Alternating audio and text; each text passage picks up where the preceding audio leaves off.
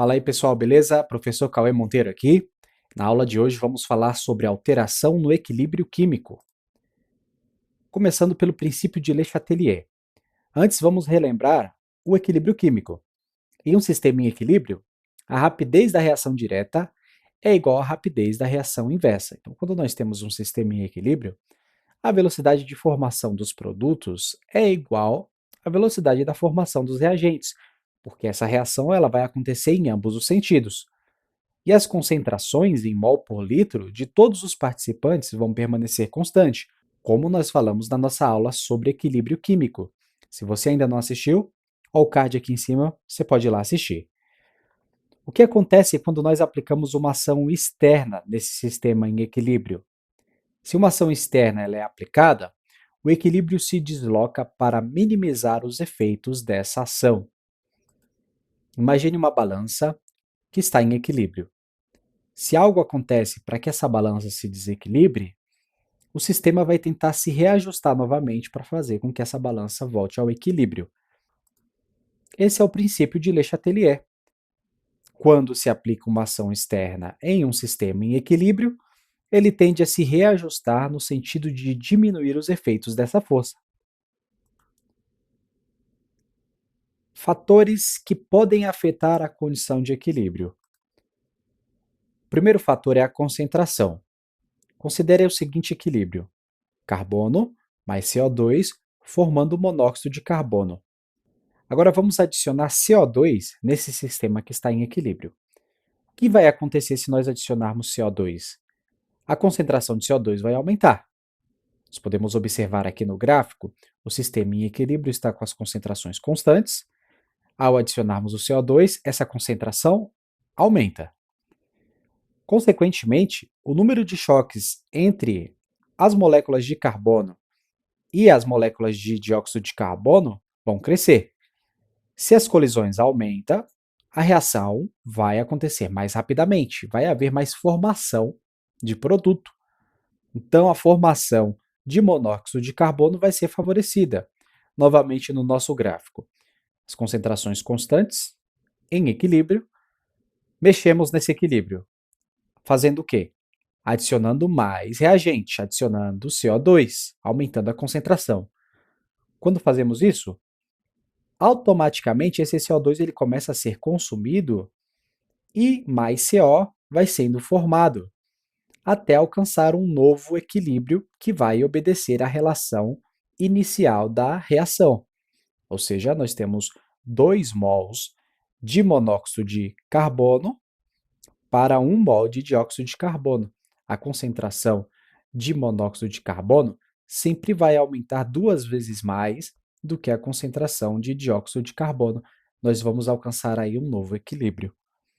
Resultado, o equilíbrio ele vai se deslocar para a direita. A reação direta é favorecida. Isso é muito importante.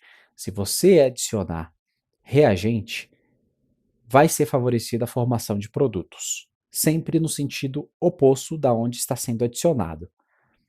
A análise da expressão da constante de equilíbrio, Kc, também explica esse deslocamento. Então, se você não recorda, constante de equilíbrio ela é igual à concentração dos produtos elevado à sua ordem sobre a concentração dos reagentes. Então, no caso da constante de equilíbrio para essa reação, a concentração do monóxido de carbono vai ser a responsável pelo maior valor da constante de equilíbrio. Quando adicionamos CO2, essa constante de equilíbrio vai tender a diminuir.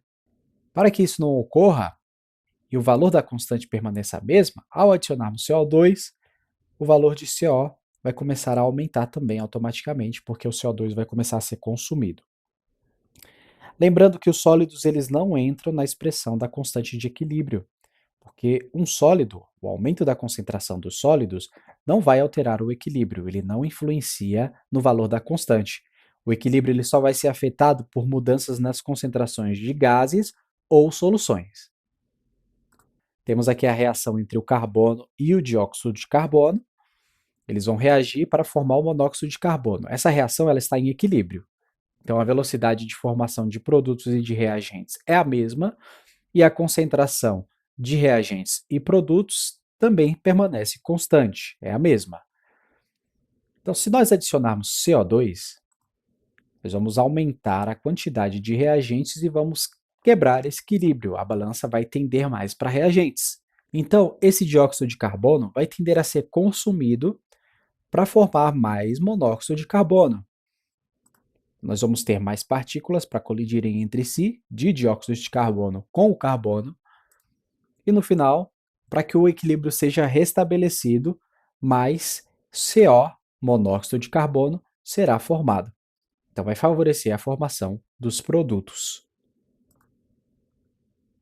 A segunda situação é quando nós adicionamos mais produto, quando nós adicionamos, nesse caso aqui, mais monóxido de carbono. O que vai acontecer?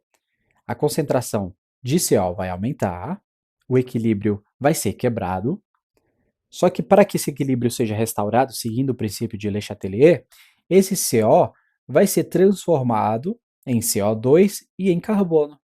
A reação inversa vai ser favorecida. Resultado, o equilíbrio se desloca para a esquerda.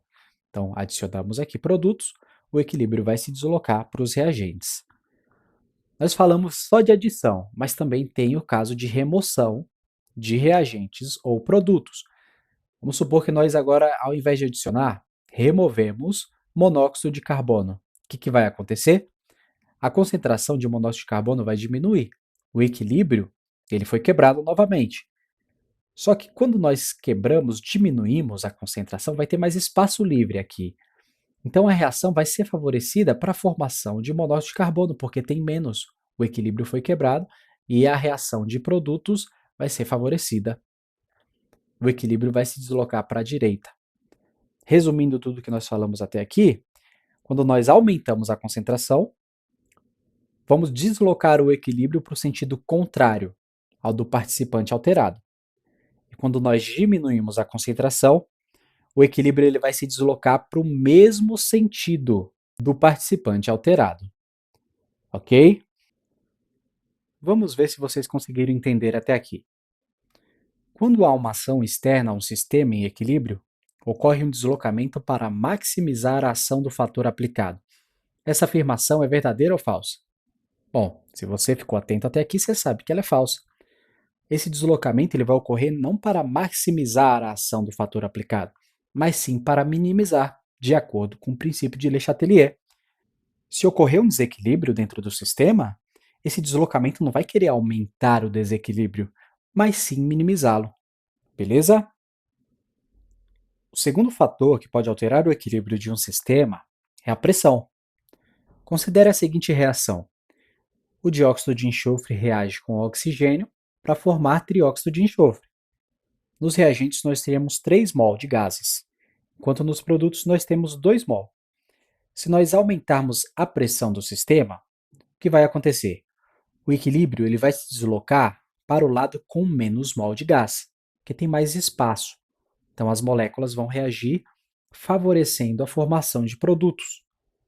No exemplo, desloque-se para a direita, onde tem 2 mols de trióxido de enxofre versus os 3 mols de reagentes.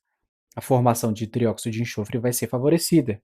O resultado vai ser uma diminuição da pressão total do sistema. Olha que interessante.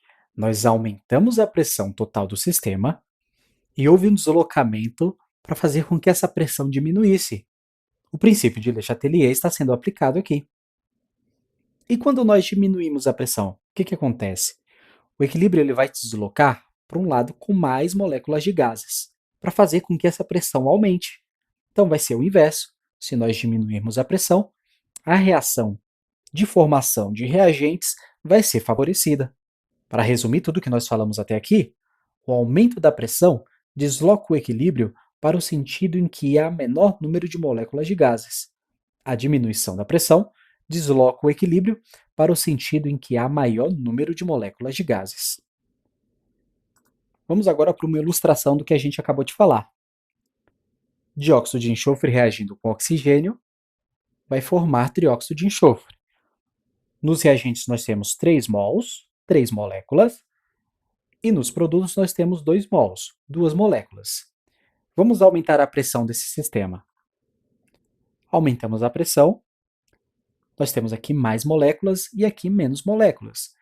Então, o que vai acontecer é que a reação de formação de produtos vai ser favorecida. Por quê? Porque aqui tem mais espaços e as moléculas dos reagentes vão querer sair daqui e ir para o outro lado para diminuir a pressão total do sistema.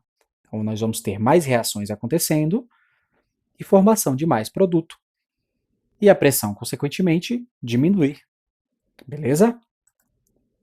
Vamos agora para alguns casos especiais. Quando nós temos reações onde a quantidade de moléculas nos reagentes são iguais à quantidade de moléculas dos produtos. Ou seja, nós temos o mesmo número de mol, tanto de reagente quanto de produto. Nesse caso, se nós aumentarmos a pressão ou diminuirmos, não vai haver nenhum deslocamento no equilíbrio. Também, quando nós temos a adição de um gás inerte, ou seja, um gás que não participa da reação, vai haver um aumento de pressão total, mas não vai alterar as pressões parciais. O equilíbrio ele não vai se deslocar. Vamos ver uma ilustração para esse caso também. Aqui nós temos a mesma quantidade de mols, tanto nos reagentes quanto nos produtos. Nós estamos aumentando a pressão do sistema. E olha que legal, as moléculas continuam lá, de boa. Não vai haver nenhum tipo de deslocamento no equilíbrio. E se nós adicionarmos um gás inerte, como o nitrogênio? Ele não participa dessa reação, ele não vai reagir. Nós vamos aumentar a pressão total do sistema, mas não vai haver nenhum deslocamento no equilíbrio. Bom, vamos continuar. Existe uma condição necessária para que a variação de pressão afete um equilíbrio. E essa condição é que pelo menos um dos seus constituintes deve ser um gás. Por exemplo, temos aqui a reação do dióxido de carbono com a água para formar o ácido carbônico presente nos refrigerantes. A pressão só vai influenciar nesse equilíbrio porque o dióxido de carbono ele é um gás. Quando nós aumentamos a pressão, favorecemos a formação de ácido carbônico, ou seja, o refrigerante vai ficar mais gaseificado. Se nós diminuirmos a pressão, a reação de formação de CO2 vai ser favorecida. E aí esse gás ele vai sair. Ok? Agora vamos para o terceiro fator que afeta a condição de equilíbrio de um sistema: a temperatura. A temperatura é o único fator que altera o valor da constante de equilíbrio. Além disso, ela vai provocar deslocamento do equilíbrio. As reações envolvidas são endotérmica, que absorve calor, e exotérmica, que libera calor. Como é que esse equilíbrio ele vai se deslocar? Se nós aumentarmos a temperatura, nós vamos favorecer a reação endotérmica. Por quê? Porque a reação endotérmica ela precisa de energia para acontecer. Quanto mais energia, melhor. Ela absorve a energia para acontecer. Então, se há um aumento da temperatura, a reação endotérmica vai absorver o calor que foi adicionado e vai minimizar essa alteração no sistema, o princípio de Le Chatelier. Se nós diminuirmos a temperatura, ela vai favorecer a reação exotérmica. Por quê? Porque a reação exotérmica, ela libera energia. Se nós diminuirmos a temperatura, nós causamos um desequilíbrio no sistema. Então, para que esse equilíbrio seja restaurado, o sistema vai dizer: opa, vamos dar as ferramentas para a reação exotérmica acontecer, porque ela vai liberar o calor e vai compensar a energia que nós perdemos com a diminuição da temperatura. Para resumir, com o aumento da temperatura, há o deslocamento do equilíbrio favorecendo a reação endotérmica. Com a diminuição da temperatura, há o deslocamento do equilíbrio favorecendo a reação exotérmica. Vamos agora para um exemplo. Nós temos aqui a reação entre o gás nitrogênio e o gás hidrogênio, que forma o gás amônia. A reação direta ela é exotérmica, ela vai liberar calor. Nós temos aqui que a variação de entalpia é menor do que zero, ou seja, a energia dos produtos vai ser menor do que a energia dos reagentes. A reação inversa ela vai ser endotérmica. Vamos lá, se nós aumentarmos a temperatura, o que vai acontecer? Nós vamos favorecer a reação endotérmica, que é qual? A formação de reagentes. Então, nós vamos deslocar o equilíbrio para a esquerda, que é onde a reação endotérmica acontece. A constante de equilíbrio ela vai diminuir, pois a formação de NH3 é desfavorecida. A constante ela vai ser maior quanto mais NH3, quanto mais produtos nós tivermos. A constante vai ser menor quanto mais reagentes nós tivermos. Então, se nós aumentamos a temperatura, nós favorecemos a formação de reagentes. Se vai ter mais reagentes, o valor da constante vai ser menor. Vamos olhar o gráfico. Quanto maior a temperatura, menor vai ser o valor desta constante de equilíbrio. Se nós diminuirmos a temperatura, o equilíbrio ele vai se deslocar para a direita, que é onde a reação exotérmica está acontecendo. A constante de equilíbrio ela vai aumentar porque nós vamos ter mais NH3. Quanto menor a temperatura, maior o valor da constante. Vamos agora para uma ilustração desse exemplo. Nós temos aqui três moléculas de gás hidrogênio reagindo com gás nitrogênio para formar gás amônia. Se nós diminuirmos a temperatura, nós vamos favorecer a formação de gás amônia, que é a reação exotérmica. Por quê? Porque nós queremos restaurar esse equilíbrio que foi quebrado com a diminuição da temperatura. E nós fazemos isso liberando energia, e a reação exotérmica libera energia. Por isso que ela é favorecida, e nós vamos ter aí mais formação de produto, uma concentração maior de produtos. Por outro lado, se nós aumentarmos a temperatura, nós vamos favorecer a reação endotérmica, porque esta reação ela absorve o calor. Nós alteramos esse equilíbrio, aumentando a temperatura, o sistema vai querer minimizar esse efeito absorvendo essa temperatura através da reação endotérmica. Por isso que ela vai ser favorecida e nós vamos ter aí mais formação de reagentes. Beleza? Nessa segunda situação, nós temos a reação entre o gás nitrogênio e oxigênio, que forma monóxido de nitrogênio. A reação direta é endotérmica e a inversa vai ser exotérmica. Então aqui nós vamos ter a lógica ao contrário. Se nós aumentarmos a temperatura, nós vamos deslocar o equilíbrio para a direita, que é a reação endotérmica. O valor da constante de equilíbrio vai aumentar, pois a formação de monóxido de nitrogênio vai ser favorecida. Se nós diminuirmos a temperatura, nós vamos deslocar o equilíbrio para a esquerda, que é a reação exotérmica. A constante de equilíbrio vai diminuir, pois a formação de monóxido de nitrogênio é desfavorecida. Se olharmos no gráfico, quanto maior a temperatura, maior o valor da constante. Quanto menor a temperatura, neste caso em específico, menor o valor da constante. Vamos para um exercício. O galinho do tempo contém uma solução aquosa de cloreto de cobalto 2 em sua superfície, com o seguinte equilíbrio químico. Cloreto de cobalto 2 mais H2O forma o cobalto aquoso mais cloro aquoso. Os íons de cloreto de cobalto 2 aquoso e o cobalto aquoso apresentam respectivamente as cores azul e rosa. Em um dia em que o tempo estiver muito seco, que cor o galinho apresentará? Então, se o dia está seco, nós temos menos moléculas de água para reagir com cloreto de cobalto 2. Então, a reação que vai ser favorecida é esta reação aqui, a formação dos reagentes. Porque temos menos água, então a água que está aqui vai ser soltado o cobalto para restabelecer o equilíbrio. Então a reação inversa será favorecida. A cor que o galinho vai apresentar é a cor azul. Questão 2. E quando o tempo estiver úmido, que cor o galinho apresentará? Se o tempo está úmido, temos bastante moléculas de água para reagir com cloreto de cobalto e formar o cobalto aquoso. Então a reação que vai ser favorecida é a reação direta, e a cor do galinho vai ser rosa. Questão 3. A reação de formação do cloreto de cobalto 2 é endotérmica. Em dias quentes, que cor o galinho vai apresentar? Bom, se a reação do galinho azul é endotérmica, se nós aumentarmos a temperatura, esta reação endotérmica vai ser favorecida. Então, em dias quentes, o galinho vai ficar azul.